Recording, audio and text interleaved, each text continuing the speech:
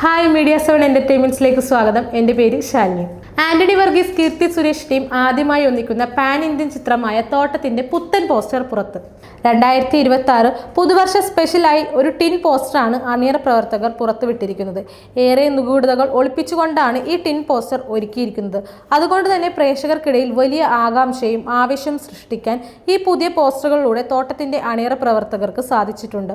ഒരു modern vintage feel നൽകുന്ന രീതിയിലാണ് ടിൻ പോസ്റ്റർ ഒരുക്കിയിരിക്കുന്നത്. ഒരു കൈയിൽ M249, മറുകൈയിൽ പിറ്റ്ബുൾ എന്നിവയുമായി നിൽക്കുന്ന പോസ്റ്ററിന്റെ മെയിൽ വെർഷൻ ഇതിനോടകം സമൂഹ മാധ്യമങ്ങളിൽ ചർച്ചയായി കഴിഞ്ഞു.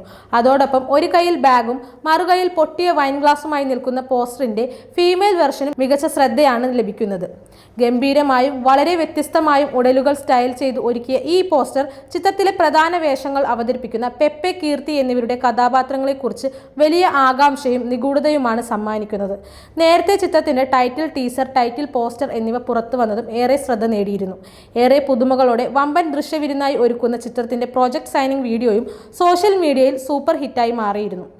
ഏറെ സർപ്രൈസുകൾ ഒളിപ്പിച്ചാണ് ചിത്രം ഒരുങ്ങുന്നതെന്ന സൂചനയാണ് ഇപ്പോൾ വന്നിരിക്കുന്ന ടിൻ പോസ്റ്ററും നൽകുന്നത്.